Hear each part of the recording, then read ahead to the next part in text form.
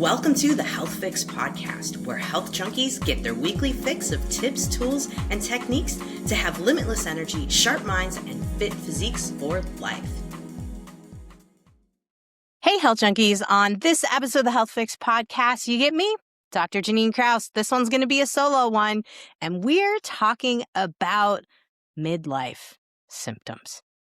Now, I was just at a conference this past weekend, and one of my colleagues, she's a fellow naturopath, said midlife is a time when you can't lie to yourself anymore. I thought that was fabulous because it was perfect timing for me because I learned a few things about my health and I learned a few things about my heart rate variability. And I'm going to get into that in a little bit. But let's bump back to midlife symptoms. Things like fatigue, aches and pains, cognitive stuff like brain fog, memory, words that come out of your mouth and you're like, what the heck did I just say? Especially inconvenient when you are doing a presentation in front of colleagues. And this is what I was doing last weekend. A couple of times I was like, what in the world? Now I know why. So when things happen to you, like say you have aches or pains, or say you've got fatigue, or you're more fatigued some days than others, and it's annoying, do you ever think that maybe there could be something else, like a deeper meaning, or that maybe your body's really trying to tell you something? When I was younger, I would definitely get tired. I mean, all of us have that, right? But I'd push through and I'd be fine. Well, one of the hallmarks as we get older, and I'm sure you might have figured this out already, because otherwise, you probably wouldn't be here. You get tired easier as you get older. But there are some things that are standing us folks who do get tired, apart from those who actually have really good energy and they're 10, 20 years older than us. And there's something to it. This last weekend, as I mentioned, I was at a conference. I presented. I was really tired that day. And usually I get really psyched by meeting new people and going to conferences and talking with old friends and also speaking.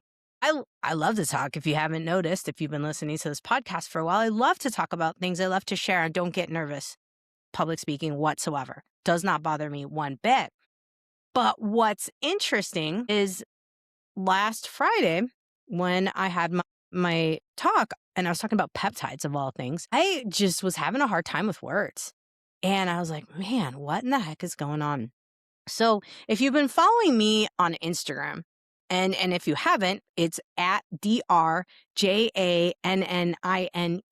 Krause, Krause, all smashed together, at Dr. Janine Krause. And I've been testing out something called the Elonga. For those of you who are looking at this on YouTube, you can see the Elonga here. It's Elonga. It is a HRV, so heart rate variability measuring device. And much different than like the Whoop or a Garmin type of device that looks at your HRV and tells you what your actual HRV is. This tells you particular type of spectral analysis. And I'll tell you what that means based on the Elonga algorithm. Now, first, I want to back up, though, because I understand that maybe not everybody listening right now is like, what is HRV? Heart rate variability. It is the shift in timing in milliseconds between your heartbeats. So interestingly enough, you'll have more variability when your autonomic or automatic, as I was taught in school, nervous system is firing on all cylinders. Let's put it that way. You'll have a better variability, but your variability will go down when you're stressed, when you're fatigued, when you didn't recover from the day before. And I'm not talking about just for athletes. I'm talking about everyday folks can use this kind of technology. Now, on average, anywhere between 19 to 75 milliseconds is considered a normal heart rate variability. That's a huge range, right? And so if we're looking at this, it's like hard to really figure out, am I doing a good job with my interventions in life or not? And so I love that Elonga has used this spectral analysis along with their algorithms that they've created through a lot of research in the Czech Republic. This company is actually based out of the Czech Republic and just launched itself in the US, and I'm part of their testing folks. Of course, I would say yes, because I love looking at heart rate variability. But interestingly enough, that spectral analysis, along with their algorithms that they research for years and years, they can determine how stress is affecting you each day, but also how you're regenerating, how you're recovering from your day before. And then it gives you a readiness score. What's interesting about the Elonga is that you can do it in under 30, not 30, under 3 minutes, which is 150 seconds, actually, to be exact, is what you're looking at. And you measure yourself in the morning before you get out of bed. You don't have to wear a device like the Whoop or a Garmin or Oura Ring or some of these different things. And no, offense to any of those companies. I think that any data is better than no data. But one of the things that I started to find with the wearing the Whoop all the time is my wrist was really hurting. And I'm like, did I sprain it? Like, what the heck did I do? I pulled the Whoop off for a couple of weeks and my wrist pain went away. And I'm like, okay, likely the EMFs were bothering me. So the electromagnetic frequencies from the Bluetooth of the device. Now, the Elonga goes higher up on your forearm. It kind of slides up. And so those of you who are watching on YouTube, you can see it kind of slides up to your forearm just below, before you get to the elbow, or just below the elbow. And it sits there for the 150 seconds. Now, what's interesting is it hasn't bothered me as of yet. And granted, I'm only 9 days in now as of the recording of this podcast. And I'm going to be testing it out for a couple months before I give another recap as to what I think about it, like all the different things I learned, but also all the different things that have happened along the way. Now, what's really interesting is going back to the stress and regeneration thing. A lot of us, myself included, I lie to myself about how much I can push, right? How much I can go, how much I can pack patients in. At the time of this recording, I live in central Wisconsin, so I'm on central time, but I actually live my life on Pacific Coast time because I see so many patients still in the Washington State and Montana areas. And so what happens is I will work in my clinic Monday and Tuesday here in Wisconsin all day. And then sometimes I'll pick up things Monday and Tuesday evening once I've finished a full day of work. I'm 47 years old, which isn't old by any means. I don't even think there is an age at which you're, quote, old. That's a number. It's a number. But I'm seeing that I'm beginning to get quite tired in the evening. And I'm noticing these things, right? Well, this conference leading up to it, it's 2.5 hours drive from my house. I'm like, okay, cool. I can drive. No big deal. I like to drive. In fact, I drive pretty often 3.5 hours to my dad's, hang out with him, turn around and come back often. All last summer, I drove every Wednesday down by my dad so I could go sail with one of his buddies. I realized in the fall, once sailing season was over, how much that took a toll on me. And now I'm realizing that driving actually wears me out a little bit. And there's not even any traffic. Like, my worst traffic is like watching for deer and random turkeys. It's nothing compared to I-5, 405 for that matter, in the Seattle-Tacoma area. It is nothing. But for some reason, it's challenging for my nervous system. And so on that Thursday last week, when I was going down to this conference, I literally finished up with the client and then boom, jumped in the car and ran down there and was rushing, as I usually do. And I'll explain this in a little bit because this might resonate with some folks. I was rushing to meet up with some friends to get down there on time because we had a dinner reservation. Well, I came in hot like I usually do. And for those of you who are listening to this podcast that maybe have seen me before in the past, I sometimes run late. Time just gets away from me. And if you're like me, where you're always running a little late, this does beat up your nervous system. I can't lie to myself anymore that this is just my life. No, it is hard on you to constantly book yourself right to the last minute and then try to think that you could defy all laws of time. I can't time jump apparently in this situation. So all that being said, I get out with my friends, stayed out a little bit longer because we were having fun, chatting, catching up. And I had some more work to do when I got back. And so I ended up going to bed 2 hours later than I normally do. And then pile that on top of staying in a new bed. Who out there has trouble when you go on vacation or you go to stay somewhere and it's like the first night and you sleep like crap because it's not your bed? I usually have this issue, even years ago. But I was like, you know what? I'll be fine. I'll rebound. Fortunately, my talk was the next day on Friday morning. So I did my Elonga, looked at my recovery score, and almost like fell off the bed. I was like, oh no. I had went from like an average in like 80s of 90s of readiness down to like a 46 of a readiness score. And on top of that, I also had more stress than that's ever showed up. And of course, at that time, it was like a weekend, teasing this thing less than a weekend. It was like the most stress I'd had. And now going into 9 days, it still is the most stress I've had. And then my regeneration was like the worst. And I'm like, no, I'm going in this whole presentation and I am like toast. So of course, normally if I wouldn't have looked at that, it would have been ignorance is bliss. I would have went to the gym at the hotel in the morning, went on a long walk, done all the little routine things I typically do. But because I saw this, I was like, okay, I'm not going to go to the gym and push it. I am going to go walk. I am just going to take it easy, just really clear my head, practice my speech a little bit and roll with it. So that's what I did. And I got into the speech and I felt scattered.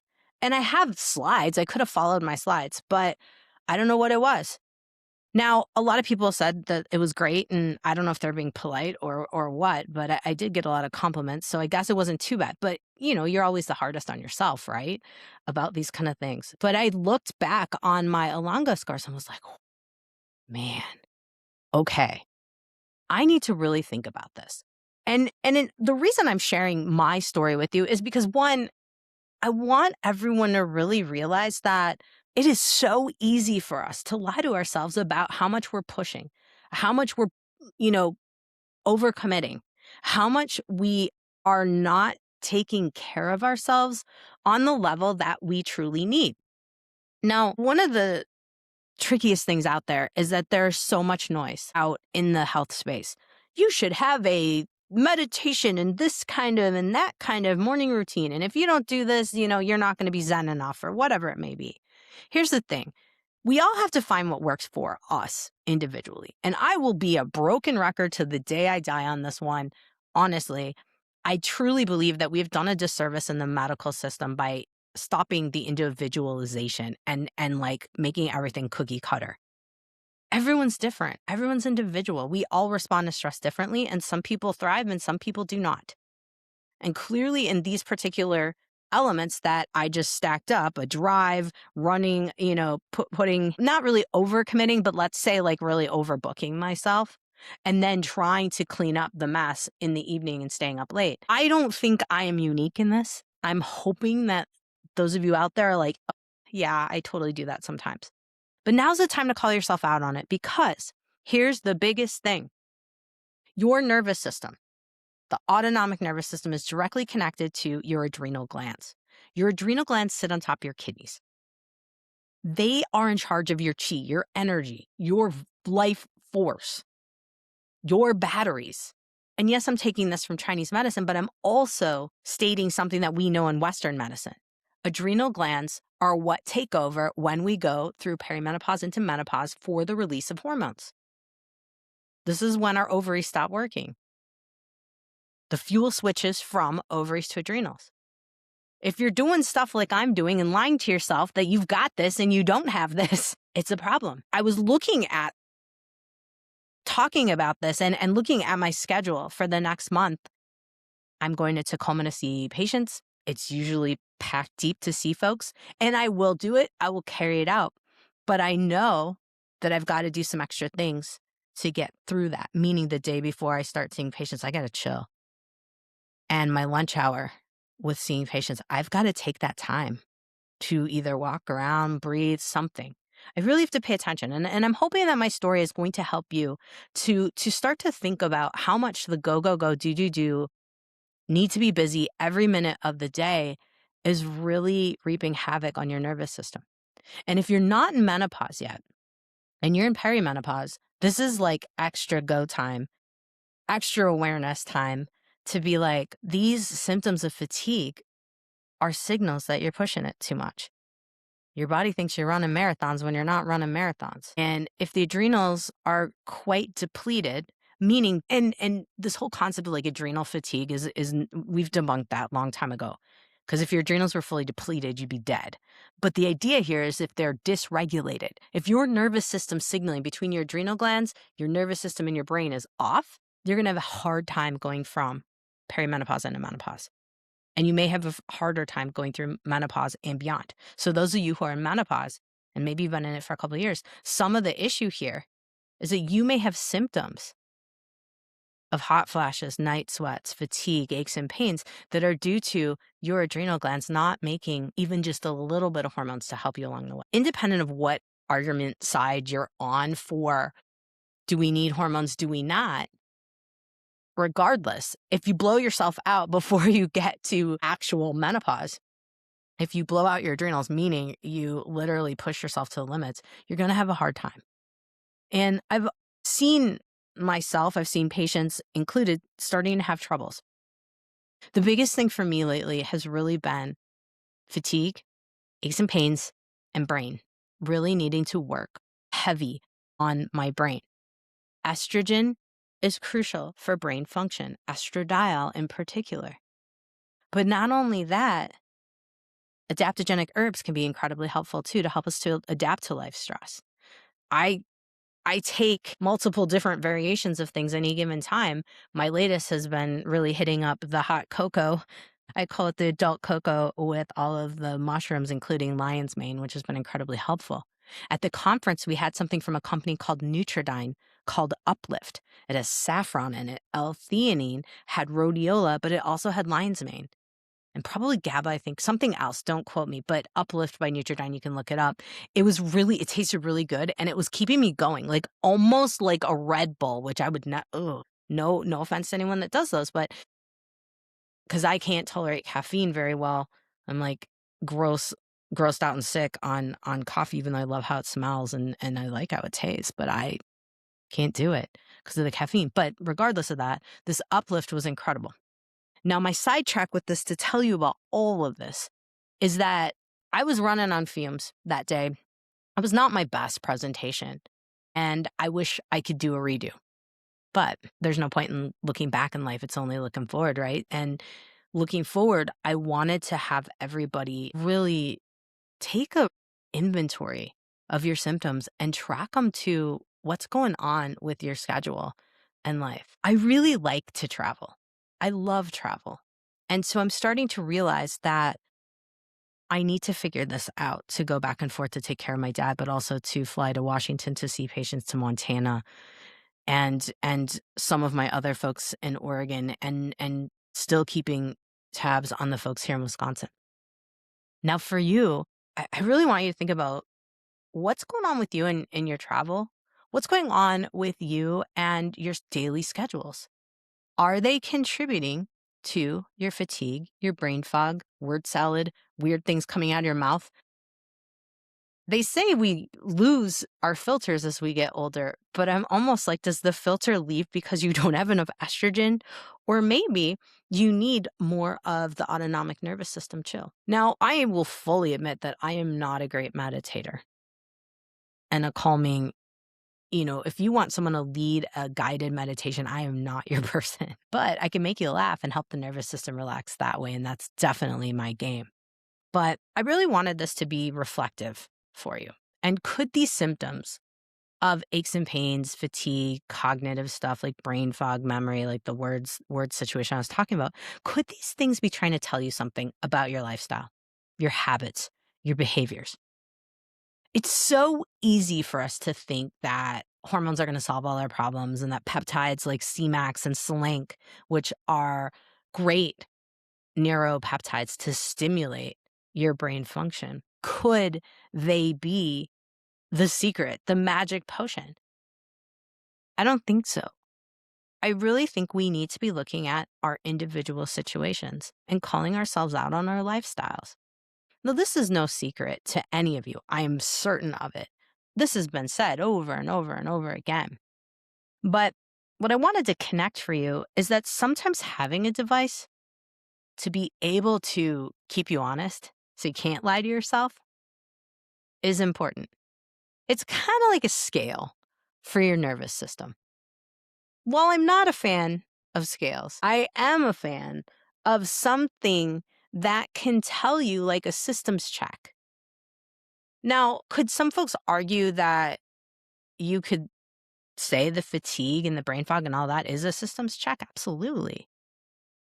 But unfortunately, I see a lot of people coming to me in my practice with all of these complaints and saying it's menopause, it's perimenopause, or we're looking for rabbit holes to go down. Is it the thyroid? Is it the hormones? Is it a mold infection? Is it chronic yeast, which is much like mold, but different in a different way? Someone could debate that, but mold is mold. Long story. We're not going into it. That's not the topic here. But like, could it be a bacterial? Could it be parasite? I mean, heck yes, all of them could be possible. But why, at the end of the day, why do we get chronic infections? Why do we get chronic infections?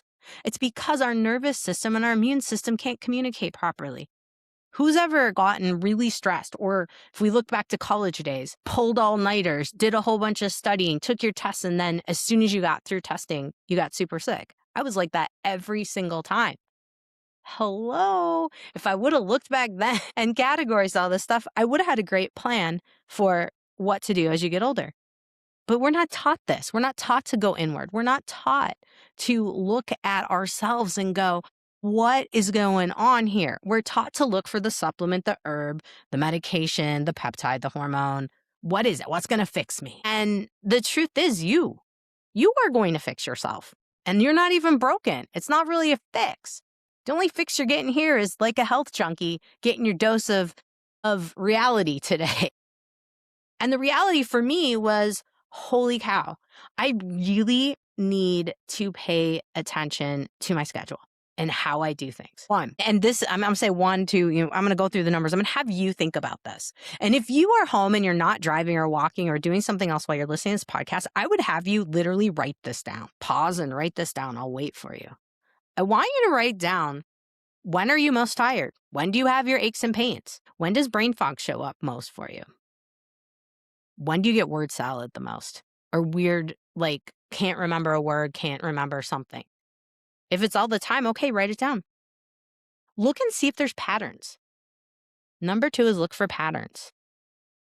I have a solid pattern. Even though I've just started using this particular HRV, I looked back at some of my HRV tests with Whoop, and I was like, oh, yeah. Each time I travel, I don't recover well. The longer the travel is, the more I'm recovering like mid-trip. But if I take a trip for a weekend, it's like terrible. If I take a trip for like 5 days, by the time those 5 days are up, I'm just starting to get into a recovery mode. Chances are you might be like that. So if you have a device already, I want you to look at trends. Go back to your vacation times. Go back to quick weekends, like whatever you can categorize if you remember. And chances are you have it in your calendar so you can look back. That's kind of how I had to do it. And see, is there a pattern of like pushing it to the limit the last couple days before your vacay? And then telling yourself that the day you fly home from vacation, you're gonna get home the day before work, like the night before work. I do this often. I'll drive home on a Sunday here and I work on Mondays and I drive an hour and 15 back up to my office. It's nuts, right? It's nuts. We think about it and we're like, holy cow. I mean, one of the best things my husband ever taught me about life, and it's just his thing that he's built into, is if we're coming home from vacation, he always wants to come home at least a day or two. So we have a day or two of buffer between going back to work. I would be like, whatever, one more extra day on vacation. But the truth is that's not restorative for you. Same thing goes for conferences, like work trips, things of that nature. I think a lot of us think, well, if it's work, we'll just, bang it out, get through it. It's not helping us as we get older. And the more we can protect our kidney chi, our vital chi, the better. Because if you've heard any of my other podcasts when I talk about Chinese medicine, kidneys are your batteries. They're what keep you intact, going, healthy, strong. They're also what will set you off in a worry and fear cycle. So if this is happening to you, and I've seen it in various stages of my life over time, when things are getting really bad, I'll start to cycle in the like worst case scenarios. What if this happens? What if that happens? And it's not even worry. It's like beyond worry. It's like almost like paralyzing fear state. It's weird. If this is happening to you, that means your kidneys are starting to get depleted. Now, depending on when you listen to this podcast, I do have a webinar coming up the end of April 2026 that I go into the concept of all of the emotions and how they affect your organs as you get older. The more fear you have, the more it'll deplete your energy just in general. You don't even have to overbook or overschedule yourself. Just being in a state of chronic fear will deplete your energy. And it'll deplete your ability to think clearly. It'll deplete your ability to not have aches and pains in your low back and knees. Those are the areas that are most associated with kidney chi. They're also associated heavily with the nervous system. Pelvic floor is associated with the nervous system very heavily. Diaphragm, so that's underneath your rib cage, that muscle that helps you breathe. The pelvic floor and diaphragm work together. And when they work together well, your nervous system's more chill. That's why belly breathing and deep breathing and all that stuff is so important. I am a big fan of breathing. I will do breath work. Meditation is coming along. I'm working on it. I'm a work in progress. If you are just thinking like, wow, this fatigue is getting overwhelming. I've got the brain fog. I'm starting to say weird things. Sometimes my husband looks at me and is like, I don't know what you just said. And the truth is, I'll be like, I don't know either. Cringe. I don't think it's all a deficiency of estrogen. Sure, I'm sure that can be beneficial. But I think this is my body telling me, girl, you got to chill a little bit.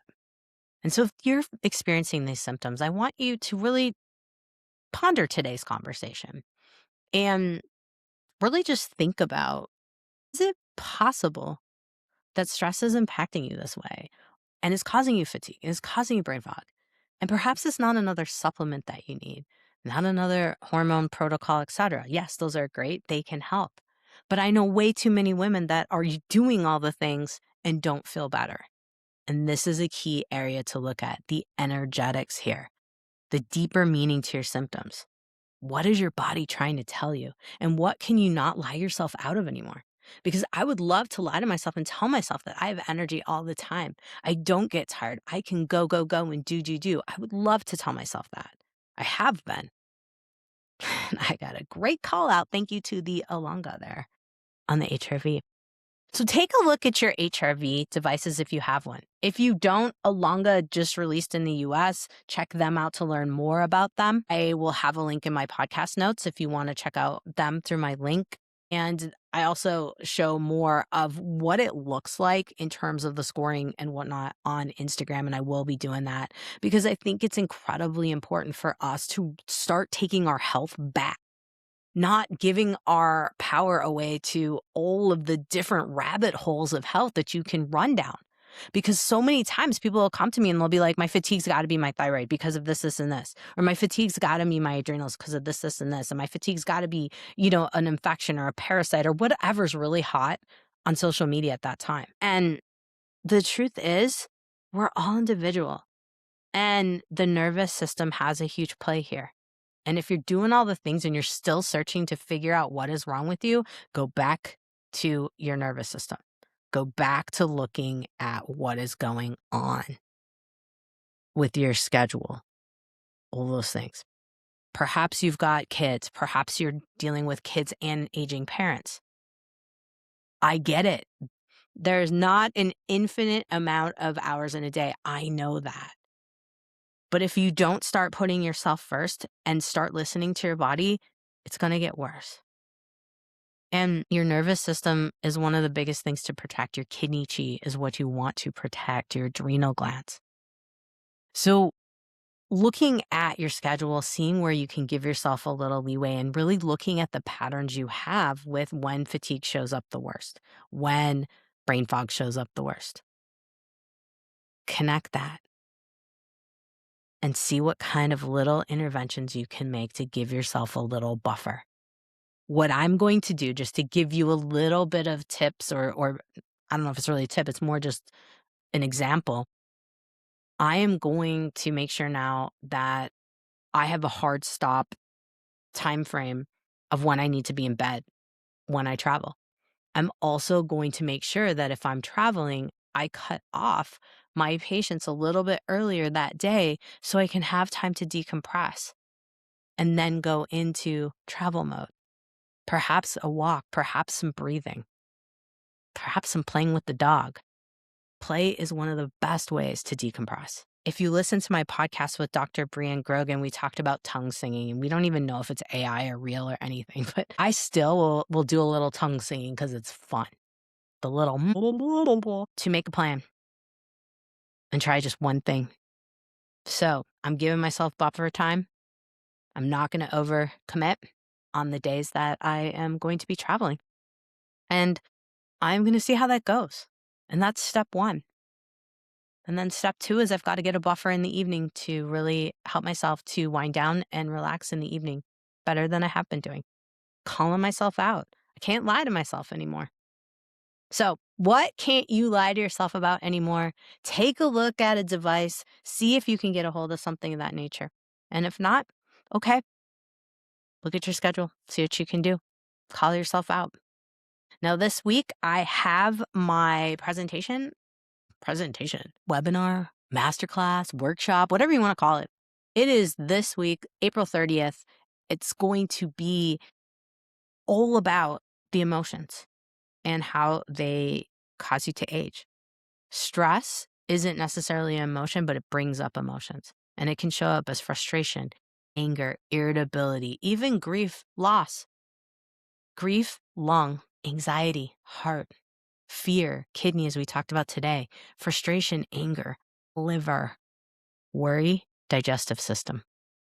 All of those things, if you are stuck in a cycle of a certain emotion, can affect your organs. And we're going to talk about it.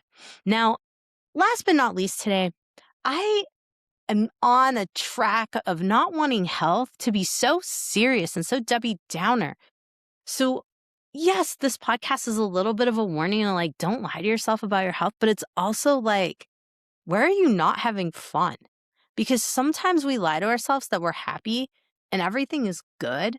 And we're like, I'm totally good. I love working. I love like pushing myself to the limits and stressing myself out. That's so much fun. Said no one, ever.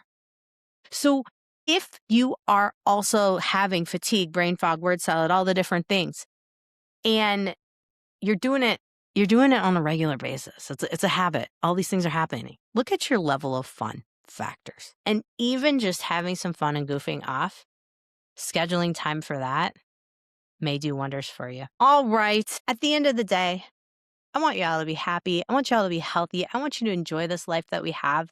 And if there's anything I can say after almost 20 years in practice and calling myself out on some HRV, life is too short to push yourself into states of incredible stress and not recovering. What can you do to get yourself out of it? Can you give yourself a buffer? Can you go out and enjoy life more? What could you do? All right. I'm letting you figure out that. That's your challenge. Next week, I'll be coming up, starting in on a little bit more on what you can do about aches and pains. All right. You've survived another episode of the Health Fix podcast. If you haven't already, please subscribe. If you can give me a rating, I would love it. Share this podcast with your friends. I really want to make a difference in this world and really educate on how you are the factor in your own health and you can make some serious change. Pay attention to you, stop going down all these different rabbit holes and start looking within. You'll get the answers that you need. All right, y'all have a great day, whatever you're doing.